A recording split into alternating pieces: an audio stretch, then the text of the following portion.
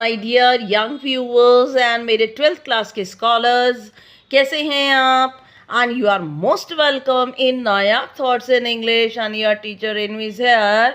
और आज हम करने जा रहे हैं क्लास 12th इंग्लिश फ्लैमिंगो का lesson number 7, the interview. Okay, the chapter is written by Christopher Sylvester. तो ये जो बुक है, ये क्रिस्टोफर सिल्वेस्टर ने जो एक बुक है उनकी, जो कि पेंगुइन पब्लिकेशन से जो है वो पब्लिश हुई है एक बुक। और इस बुक का नाम है interviews an anthology from 1859 to the present day.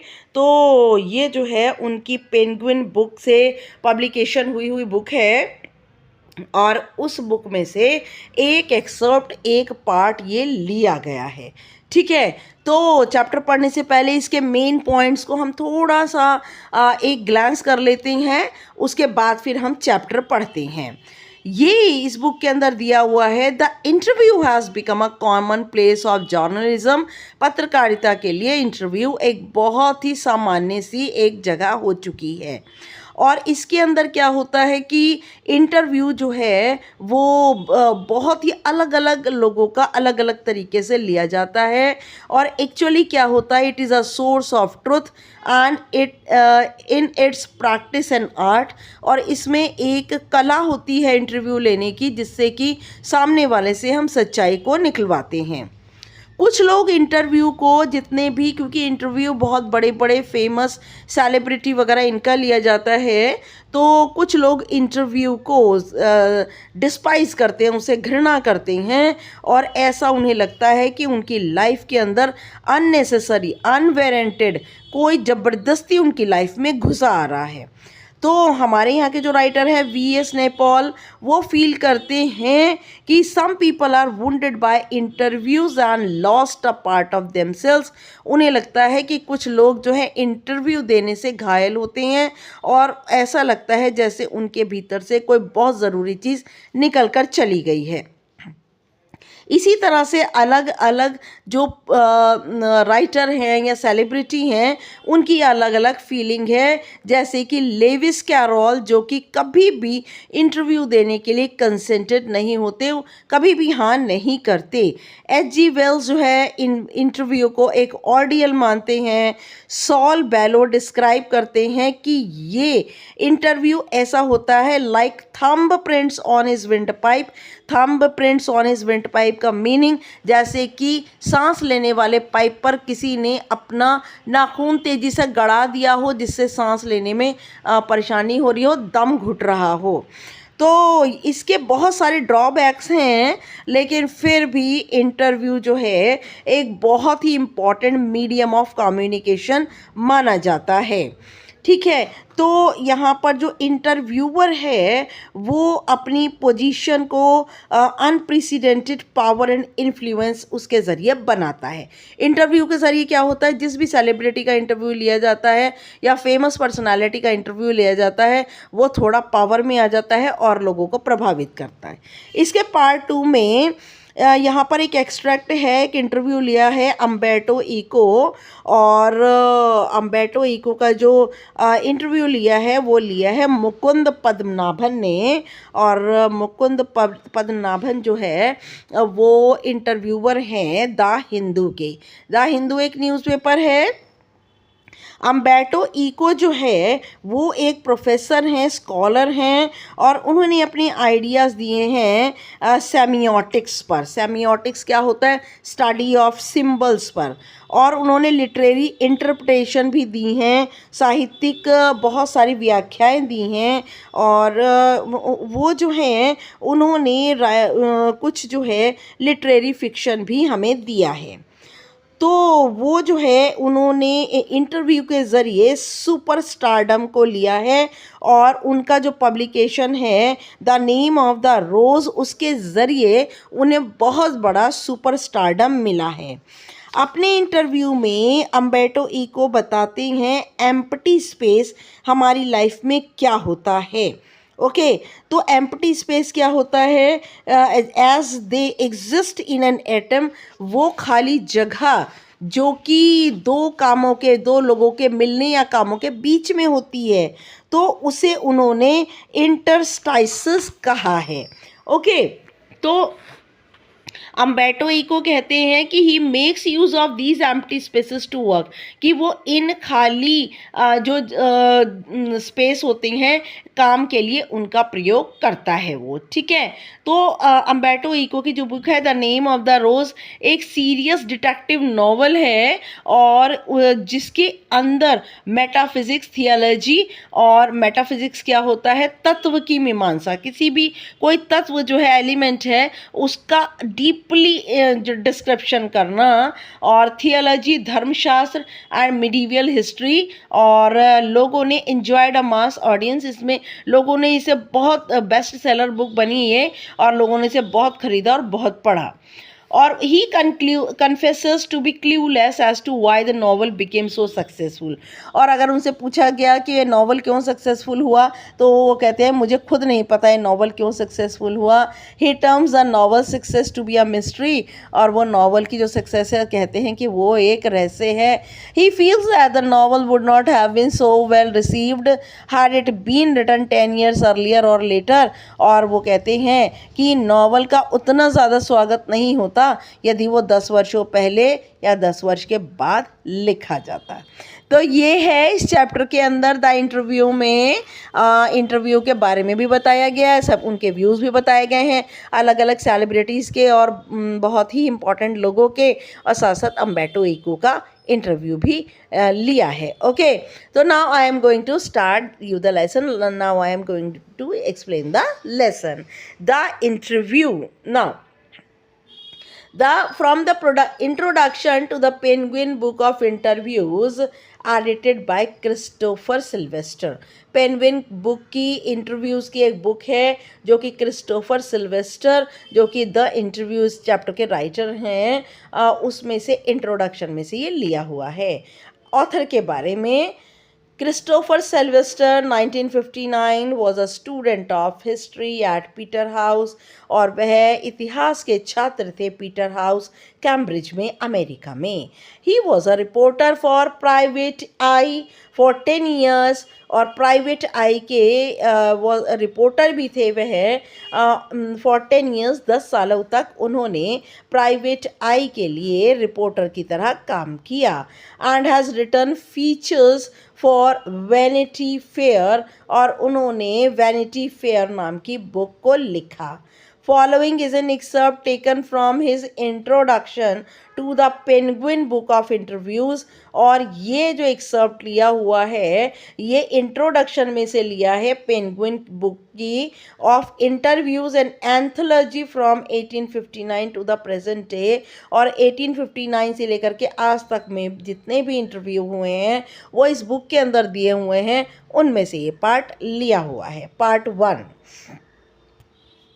since its invention a little over 130 years ago, क्योंकि इसकी खोज कुछ ज़्यादा समय पहले नहीं 130 वर्षों पहले हुई, the interview has become a common place of journalism, और इंटरव्यू एक बहुत ही सामान्य जगह बन गई, एक सामान्य वस्तु बन गई पत्रकारिता की। Today almost everybody who is literate, आज के तारीख में लगभग जो भी पढ़ा लिखा है, will have read an interview at some point in their lives, अपनी ज़िंदगी में आकर आगे कहीं ना कहीं पर इंटरव्यू पढ़े ही होंगे। While from the other point of view, और जबकि दूसरी अगर नज़रिए से देखें, सेवरल थाउजेंड सेलिब्रिटीज़, और बहुत हज़ारों की मात्रा में जितने भी सेलिब्रिटीज़ हैं, जो भी प्रसिद्ध लोग हैं, have been interviewed over the years, वर्षों से उनका साक्षात्कार लिया जा रहा है। सम ऑफ देम रिपीटेडली, कईयों का तो बार बार साक्षात्कार लिया जाता है। So it is hardly surprising that opinions of the interview, और इसीलिए ये मुश्किल से हैरानीजनक है विचार प्रकट करना इंटरव्यू में ऑफ इट्स फंक्शंस, इसका कार्य, मेथड, तरीका एंड मेरिट्स और फ़ायदे वेरी कंसिडरेबली। और इंटरव्यू के बारे में लोगों के हैरानीजनक विचार हैं जो कि हर तरीके से, काम के नज़रिए से, तरीके और खासियत के नज़रिए से अलग अलग है। Some might make quite extravagant claims for it as being in its highest form। और कुछ लोग मानते हैं कि ये दावा करते हैं कि ये एक ऐसी चीज़ है जो कि एक्स्ट्रावेगेंट है, बेफिजूल की चीज़ है, हाईएस्ट फॉर्म में, बहुत उच्च रूप में, बिल्कुल बेफिजूल की चीज़ है। अ सोर्स ऑफ ट्रुथ, कई लोग इसे सच का स्रोत मानते हैं। And in its practice and art, और अभ्यास के रूप में देखें तो ये इंटरव्यू लेना एक कला है। Others usually celebrities who see themselves as its victims, और दूसरे अक्सर जो सेलिब्रिटी हैं वो पाते हैं कि वह इंटरव्यू के शिकार बन गए। Might despise the interview as an unwarranted intrusion into their lives, और वे जो हैं, जो शिकार बनते हैं इंटरव्यू का, उन्हें ऐसा लगता है कि इंटरव्यू से वे घृणा करते हैं। उन्हें लगता है कि ये उनकी ज़िंदगी में अननेसेसरी, अनवारंटेड, बिल्कुल अनावश्यक रूप से उनकी ज़िंदगी में कोई ज़बरदस्ती घुसपैठ कर रहा है। ओके, इंटरव्यू का मतलब है जब, क्योंकि खोद खोद के इंटरव्यूअर सवाल पूछते हैं और इसीलिए उनको लगता है कि उनकी ज़िंदगी में कोई ज़बरदस्ती घुसपैठ करने की कोशिश कर रहा है। Now just a minute.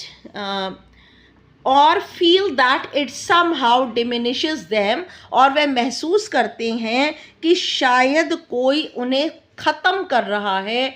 Just as in some primitive cultures, जैसे कि बहुत प्राचीन परंपराओं में, इट इज़ बिलीव्ड दैट, ये विश्वास किया जाता था, that if one takes a photographic portrait of somebody, कि कोई व्यक्ति अगर किसी का पोर्ट्रेट की फॉर्म में फोटोग्राफ लेता था, then one it's stealing that person soul, और माना जाता था कि वो व्यक्ति अगर किसी की तस्वीर ले तो ऐसा माना जाता था कि वो उस व्यक्ति की आत्मा को चुरा लेता है। Now VS.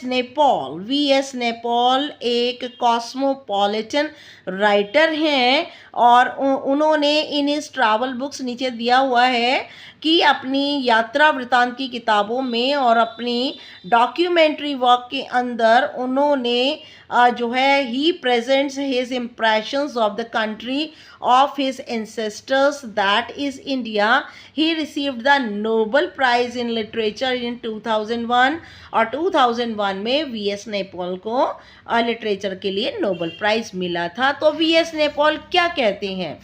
कहते हैं feels that some people are wounded by interviews, कुछ लोग इंटरव्यू की वजह से घायल हो जाते हैं, and lose a part of themselves, और ऐसा लगता है कि वे अपने भीतर का कुछ भाग खो देते हैं।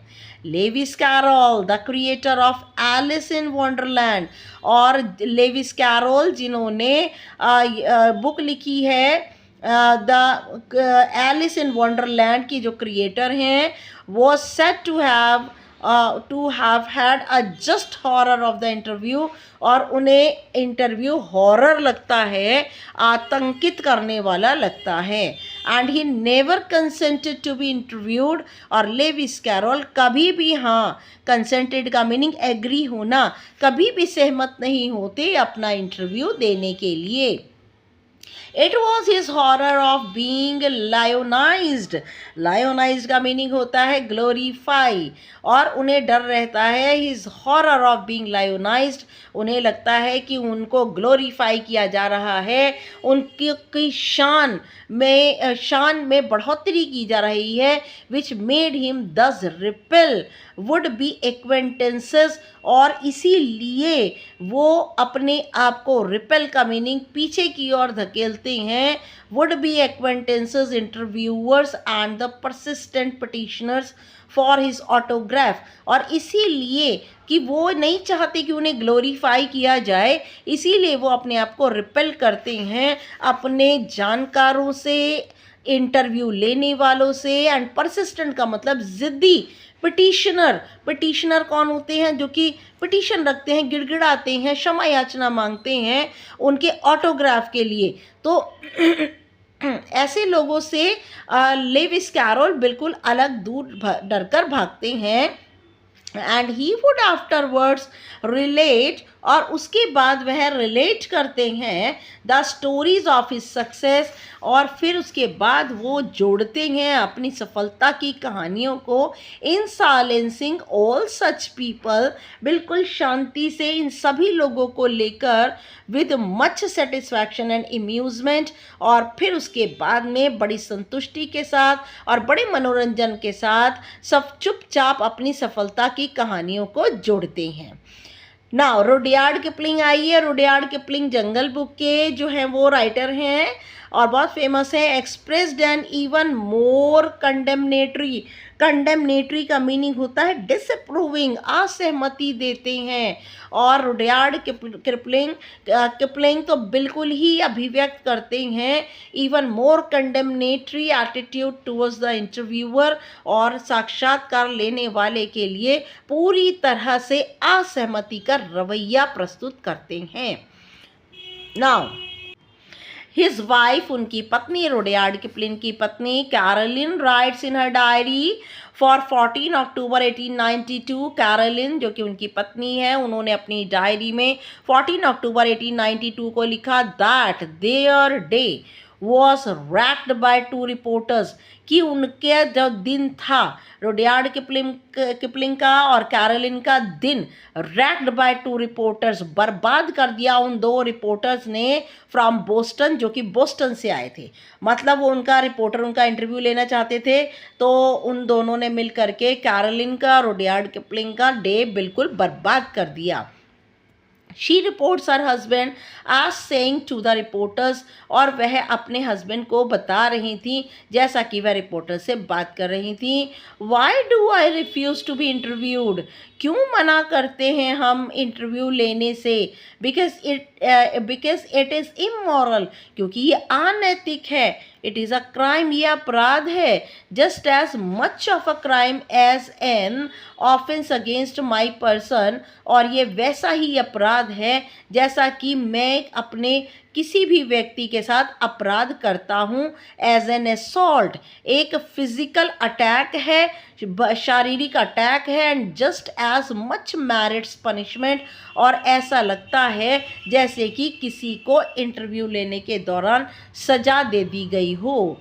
It is cowardly and wild, ये बहुत ही ज़्यादा कायरता से भरा हुआ और बहुत ही ज़्यादा अनप्लेजेंट है। वाइल्ड का मीनिंग है कि बहुत ही ज़्यादा दुख तकलीफ देने वाला है। No respectable man would ask it, कोई भी इज्जतदार व्यक्ति ये नहीं पूछेगा, मच लेस गिव इट, और कुछ कम ही देगा। Yet Kipling had himself perpetrated such an assault, perpetrated का मीनिंग होता है कमिटेड, लेकिन फिर भी किपलिंग जो है अपने आप को पूरी तरह से समर्पित कर देते हैं इस असॉल्ट के प्रति। असॉल्ट क्या? शारीरिक नुकसान। शारीरिक नुकसान क्या है? इंटरव्यू। फिर भी जो है किपलिंग अपने आप को समर्पित कर देते हैं इंटरव्यू के प्रति। On Mark Twain only a few years before, Mark Twain ने जो उनका इंटरव्यू लिया था कुछ वर्षों पहले। H G. Wells in an interview, yes H G. Wells जिन्होंने टाइम मशीन लिखा था। H G. Wells in an interview, H G. Wells अपने इंटरव्यू में कहते हैं जो कि 1894 में लिया गया, refer to the interviewing ordeal, और वह कहते हैं चमत्कार, द इंटरव्यूइंग एक चमत्कार साक्षात्कार, but was a fairly frequent interview and 40 years later found himself और what was a fairly frequent interviewee, और वह एक बहुत ही ज़्यादा फेयरली बिल्कुल साफ सुथरे लगातार इंटरव्यू देने वाले हैं। एंड 40 years later, 40 वर्षों के बाद उन्होंने पाया इंटरव्यूइंग जोसेफ स्टालिन, कि उन्होंने पाया कि वह जोसेफ स्टालिन का इंटरव्यू ले रहे हैं। Saul Bellow, who has consented to be interviewed on several occasions, Saul Bellow जो कि सहमति दे देते हैं, बहुत अवसर पर उनका इंटरव्यू लेने की सहमति देते हैं। Nevertheless, once described interview as being like thumbprints on his windpipe, और एक समय था जब वह इंटरव्यू को कहते थे कि किसी ने उनके सांस लेने के पाइप पर अपने अंगूठे के नाखून को कसकर दबा दिया जिससे वह सांस ना ले पाए, और उन्हें तब इंटरव्यू ऐसा लगता था दम घोटने वाली चीज़। Yet despite the drawbacks of the interview, हालांकि बहुत कमियां हैं इंटरव्यू में, it is a supremely serviceable medium of communication, लेकिन बड़े उच्च रूप में यह एक स्रोत है बातचीत करने का। These days more than at any other time, इन दिनों कहीं किसी और समय से कहीं ज़्यादा our most vivid impressions of our contemporaries, और हमारा सबसे ज़्यादा साफ, विविड का मीनिंग क्लियर, इम्प्रेशन जो है हमारे समकालीनों के साथ आर वह क्या है, आर थ्रू इंटरव्यू, और हम अपने समकालीन जितने भी प्रसिद्ध लोग हैं उनसे हम उनके बारे में हम उनके इंटरव्यू के ज़रिए ही जान पाते हैं। Dennis Brian has written, Dennis Brian ने लिखा है, almost everything of moment reaches us through one man, लगभग सभी चीज़ें एक ही क्षण में हमारे पास पहुंच जाती हैं एक ही व्यक्ति के ज़रिए। आस्किंग क्वेश्चंस ऑफ अनदर, जब एक व्यक्ति दूसरे से सवाल करता है तो उसके बारे में बहुत सारी बातें हमारे पास पहुंच जाती हैं। बिकॉज ऑफ दिस, इसके कारण the interviewer holds a position of unprecedented power and influence, और इसीलिए इंटरव्यूअर जो है, इंटरव्यू लेने वाला जो है, वो एक अपूर्व ताकत और प्रभाव में की स्थिति में पहुंच जाता है। नाउ पार्ट 2 इसका है, I am a professor who writes novels on Sundays, Umberto Eco, और मैं एक ऐसा प्रोफेसर हूँ जो कि रविवार को नॉवल लिखता है, रविवार पर नॉवल लिखता है। The following is an extract from an interview of Umberto Eco, और ये जो एक्सट्रैक्ट है, पार्ट है, वो साक्षात्कार है अम्बर्टो इको का। The interviewer is Mukund Padmanabhan, और इंटरव्यूअर जो इंटरव्यू लेने वाले हैं वो हैं Mukund Padmanabhan from the Hindu newspaper से हैं। अम्बर्टो इको कौन है? A professor at the university of Bologna in Italy, Italy के बोलोग्ना, वह इस बोलोग्ना में यूनिवर्सिटी, इटली में जो यूनिवर्सिटी है बोलोग्ना के एक प्रोफेसर हैं। Had already acquired a formidable reputation as a scholar, और उन्होंने एक बहुत ही फॉर्मिडेबल होता है फ्राइटेंड, डराने वाली, ही हैड ऑलरेडी एक्वायर्ड, उन्होंने प्राप्त कर ली है एक डराने वाली रेप्यूटेशन एज अ स्कॉलर, एक विद्वान होने के नाते एक ऐसी रेप्यूटेशन उन्होंने ले ली है for his ideas on semiotics, और उन्होंने अपने विचार प्रकट किए हैं द स्टडी ऑफ साइन, चिन्हों की का अध्ययन पर उन्होंने अपने विचार प्रकट किए हैं। लिटरेरी इंटरप्रिटेशन, बहुत सी साहित्यिक व्याख्या दी है, एंड मिडीवियल एस्थेटिक्स, और उन्होंने मध्य युग के सौंदर्य के बारे में बताया है। Before he turn to writing fiction, इससे पहले कि वह फिक्शन की ओर मुड़े उन्होंने इन सब चीज़ों पर कार्य किया। लिटरेरी फिक्शन एकेडमिक टेक्स्ट, और उन्होंने साहित्यिक फिक्शन क्या होते हैं? काल्पनिक होते हैं, और एकेडमिक टेक्स्ट, और उन्होंने शैक्षिक जो भी टेक्स्ट होती हैं, एसेज और चिल्ड्रंस बुक्स, इन सब पर लिखा, और न्यूज़पेपर आर्टिकल्स, इन सब पर अपनी कलम चलाई। His written output is staggeringly, और उनका जो है रिटर्न जो उनकी चीज़ है स्टैगरिंगली का मीनिंग होता है that find difficult to believe, और जो उनकी चीज़ें हैं स्टैगरिंगली का मीनिंग होता है कि मुश्किल से विश्वास किया जा सके। और उनकी जितनी भी चीज़ें हैं लिटरेरी इंटरप्रिटेशन है या फिर उनके जो भी मिडीवियल एस्थेटिक्स हैं और बच्चों की किताबें उन्होंने लिखी हैं, न्यूज़पेपर आर्टिकल लिखे हैं, वे सब के सब जो है उनका जो एक आउटपुट निकल कर आता है वो ये है कि बड़ा मुश्किल होता है उनकी बातों पर विश्वास करना। एंड वाइड रेंजिंग, और बहुत लंबी चौड़ी श्रेणी में लिखा है। In 1980 he acquired the equivalent of intellectual superstardom, और 1980 में उनको प्राप्त हुआ बड़ा ही बराबरी का बौद्धिक सुपरस्टारडम उनको प्राप्त हुआ, सितारे बन गए वह विद द पब्लिकेशन। किस किताब से वह बहुत ऊंचाई पर पहुंच गए? The name of the rose, the name of the रोज के पब्लिकेशन के साथ ही वह एक बहुत बड़े लेखक और सितारे बन गए, which sold more than 10 million copies. The name of the rose की कम से कम 10 मिलियन जो कॉपीज हैं वह बिकी ना। Mukund, the English novelist and academic David Lodge once remarked, English के जो नॉवलिस्ट हैं और जो एकेडमिक है शिक्षा शास्त्री हैं डेविड लॉज, उन्होंने एक बार टिप्पणी की थी, I can't understand how one man can do all the things he does, मैं विश्वास नहीं कर सकता कि एक ही व्यक्ति इतनी सारी सभी चीज़ों को कैसे कर सकता है। लेकिन अम्बर्टो इको ने ऐसा कुछ किया।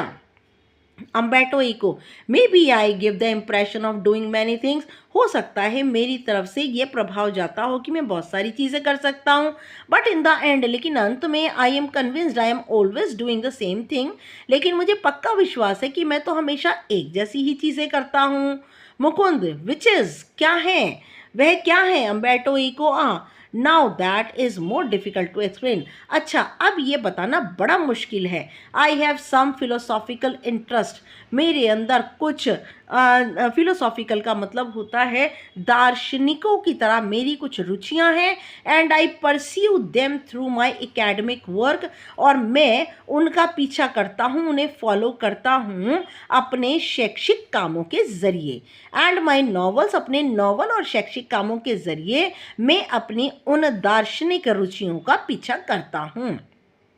Even my books for children are about non-violence and peace, यहाँ तक कि बच्चों के लिए लिखी गई भी मेरी किताबें अहिंसा और शांति से भरी हैं। यू सी, आप जानते हैं, the same bunch of ethical philosophical interest, और बिल्कुल सीधी बात, वही सेम बंच, वही गुच्छा, इथिकल का मतलब नैतिकता का वही गुच्छा मेरी दार्शनिकता की सभी रुचियों में दिखाई देता है। And then I have a secret, फिर मेरे पास एक रहस्य है। Did you know what will happen if you eliminate the empty spaces from the universe, आप जानते हैं कि अगर आप अपने यूनिवर्स में से, अपने ब्रह्मांड में से खाली उन स्थानों को हटा देंगे, एलिमिनेट का मतलब हटा देंगे, तो क्या होगा? Eliminate the empty spaces in all the atoms, जितने भी एटम्स हैं उन सब में से खाली स्थानों को हटा दीजिए। The universe will become as big as my fist, ये जो हमारा ब्रह्मांड है ना, ये अगर मैं सारे ब्रह्मांड में से खाली स्थान हटा दूँ ना, तो मेरा ब्रह्मांड सिर्फ उतना ही बड़ा रह जाएगा जितनी बड़ी मेरी मुट्ठी। मतलब ब्रह्मांड में से अगर मैं खाली जगहों को हटा दूं तो ब्रह्मांड सिकुड़कर कितना छोटा हो जाएगा, जितनी बड़ी मेरी मुट्ठी है। Similarly we have a lot of empty spaces in our life, बिल्कुल ठीक इसी तरह हमारी ज़िंदगी में भी बहुत सारे एम्प्टी स्पेसेस होते हैं। आई कॉल देम इंटरस्टाइसेस, मैं उन्हें इंटरस्टाइसेस कहकर बुलाता हूँ। Say you are coming over to my place, उदाहरण के लिए मैं बताऊँ आपको कि आप मेरे जगह पर आ रहे हैं। You are in an elevator, आप लिफ्ट में हैं। And while you are coming up, और जब तक आप ऊपर आ रहे हैं, I am waiting for you, मैं आपका इंतजार कर रहा हूँ। This is an interstice an empty space, और जो मैं आपका इंतज़ार कर रहा हूँ ना, यही एक इंटरस्टाइस है, खाली स्थान। I work in empty spaces, और मैं इन्हीं खाली स्थानों में काम करता हूँ। While waiting for your elevator to come up, और जब तक आपकी लिफ्ट ऊपर तक आएगी, from the first to the third floor, first floor से थर्ड फ्लोर पर आएगी। I have already written an article, और मैंने उस दौरान एक लेख लिख लिया, और हंसते हैं, है ना। तो उस खाली टाइम को उन्होंने, अम्बर्टो इको ने कैसे यूज़ किया। Now Mukund, not everyone can do that of course, हर कोई ऐसा काम नहीं कर सकता।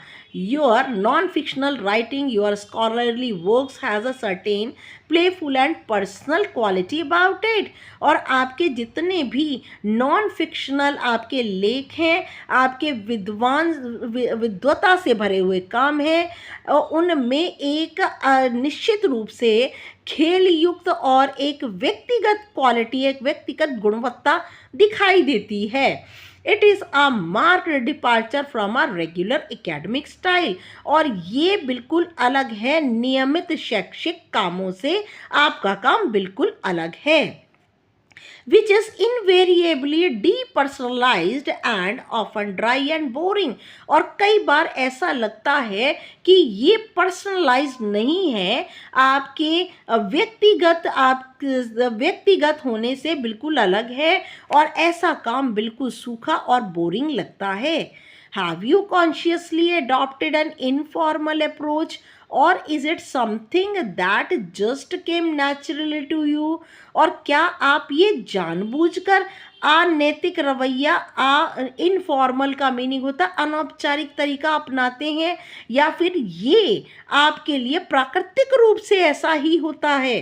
Umberto Eco, When I presented my first doctoral dissertation in Italy, जब मैंने PhD के लिए सबसे पहले अपनी बुक इटली में जमा की, one of the professor sad, एक वहाँ के प्रोफेसर ने कहा, scholars learn a lot of a certain subject, और जितने भी विद्वान हैं वह सीखते हैं कुछ निश्चित विषयों से, then they make a lot of false hypothesis, और फिर वह बहुत सारे गलत हिपोथेसिस सिद्धांत देते हैं।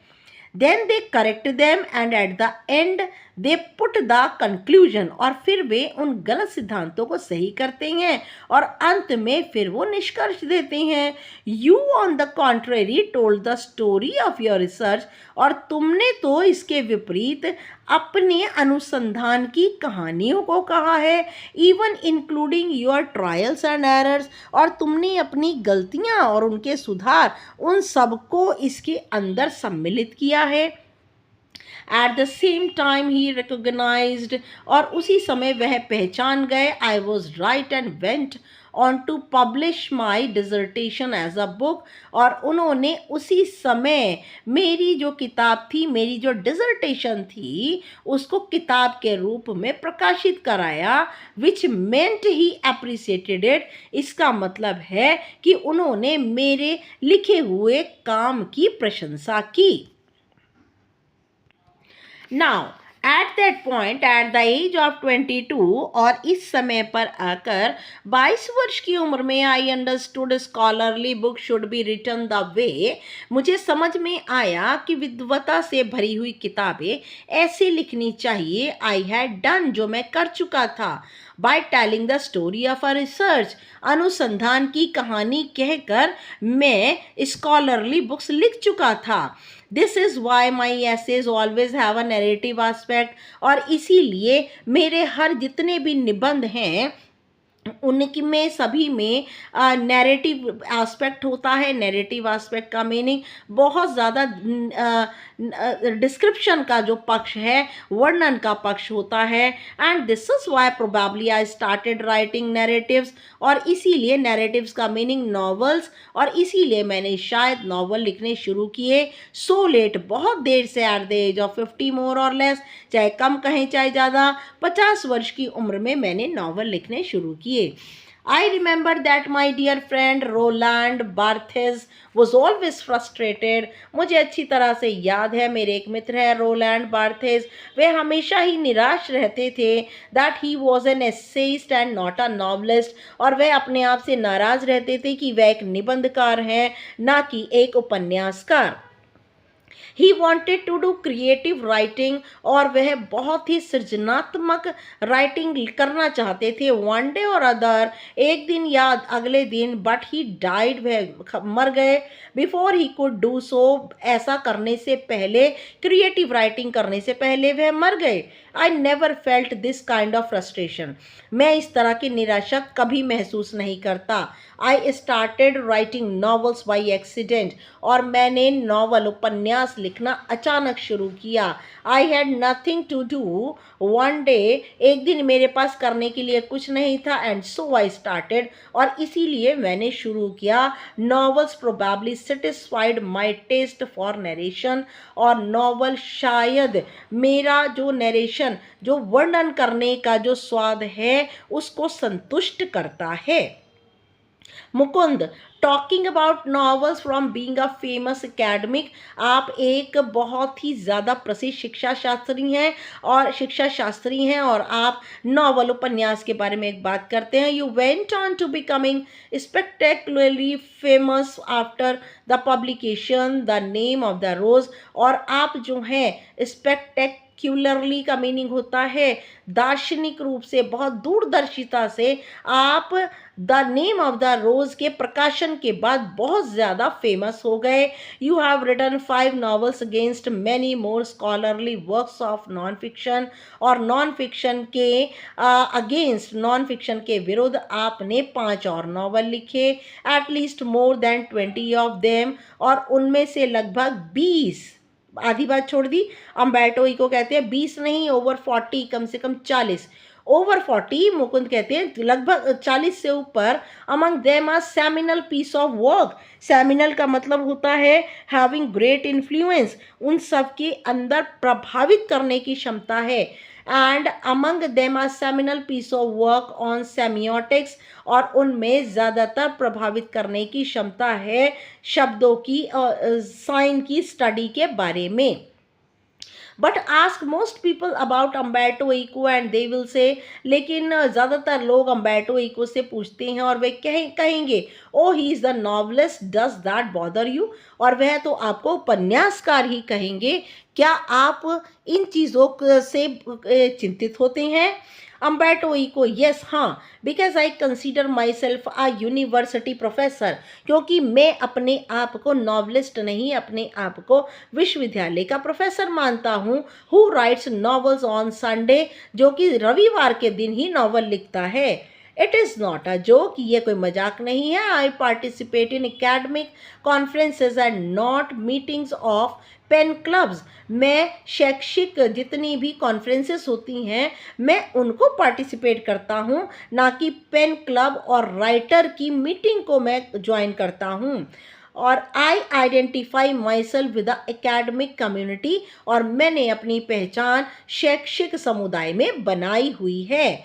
बट ओके, लेकिन ठीक है, इफ़ दे, यदि वे लोग, मोस्ट पीपल, ज़्यादातर लोग, have read only the novel, अगर ज़्यादातर लोगों ने मेरे उपन्यास पढ़े हैं, लाफ्स, हंसते हैं, एंड श्रग्स, कंधे उचकाते हैं. I know that by writing novels, मैं जानता हूँ नॉवल लिखने की वजह से, I reach a larger audience, मैं बहुत सारे दर्शकों को जुटा पाया हूँ, मेरे पास बहुत सारे दर्शक इकट्ठे हो गए हैं. I can not expect to have 1 million readers with stuff on semiotics, I can not expect to have 1 million, मैं उम्मीद नहीं कर सकता कि 1 million रीडर का जो स्टफ है सेमियोटिक्स पर भी इकट्ठा हो सकता है. Mukund, which brings me to my next question, यही चीज़ को लेकर मैं अपना अगला सवाल करता हूँ. The nature of the rose is a very serious novel. The nature of the rose जो आपका नावल है वो बहुत ही ज़्यादा गंभीर नावल है. It is a detective yarn, और यह एक जासूसी से भरी हुई कहानियों का जाल है एट वन लेवल, एक स्तर पर. But it also delves into metaphysics, लेकिन ये जो है डेल्व का मीनिंग होता है कि ये जानकारी देता है मेटाफिजिक्स की. तत्व मीमांसा की जानकारी देता है, थियोलॉजी धर्मशास्त्र की एंड मिडीवियल हिस्ट्री और मध्य युग के इतिहास की जानकारी भी देता है। Yet it enjoyed a huge mass audience, और इसको बहुत सारे ऑडियंस ने, दर्शकों ने इसे पढ़कर एंजॉय किया। Were you puzzled at all by this, क्या आप इन सभी से बहुत ज़्यादा असमंजस में पड़ते हैं, परेशान होते हैं?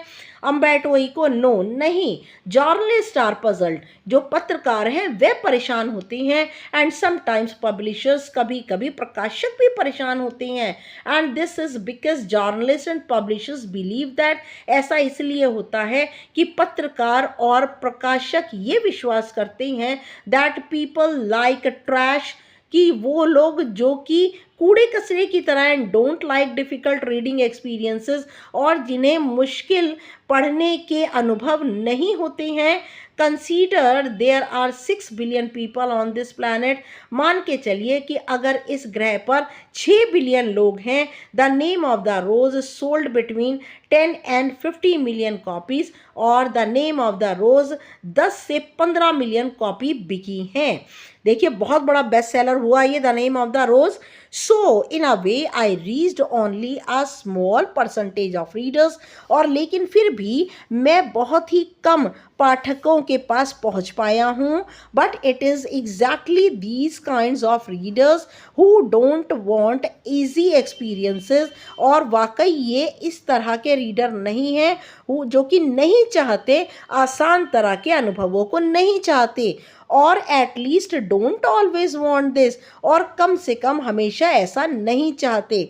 आई myself at 9 PM after dinner, और मैं खुद भी 9 बजे के बाद, खाना खाने के बाद वॉच टेलीविज़न देखता हूँ, एंड वांट टू सी इधर मियामी वाइस और इमरजेंसी रूम, और उस दौरान मैं ऐसे अमेरिका के क्राइम ड्रामा सीरीज़ देखना पसंद करता हूँ जो कि मियामी वाइस या इमरजेंसी रूम पर आते हैं।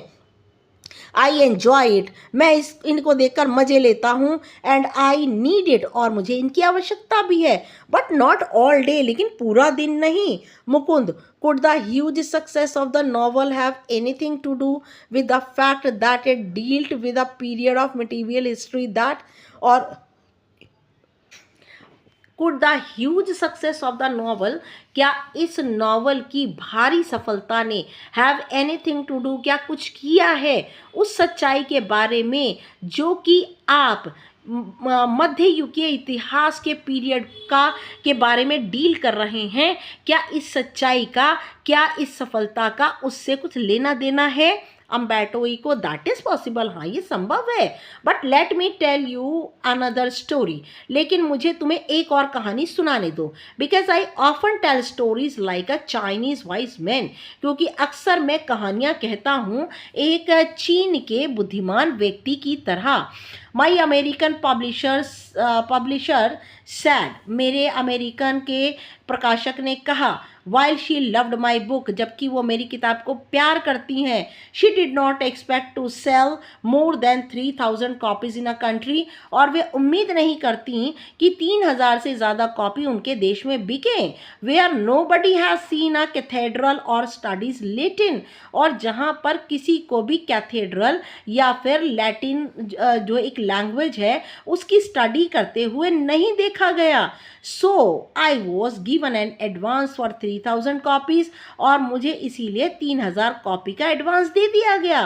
But in the end it sold 2 और 3 मिलियन इन द US, लेकिन US के अंदर, अमेरिका के अंदर यह 2 और 3 मिलियन इसकी कॉपीज बिकी।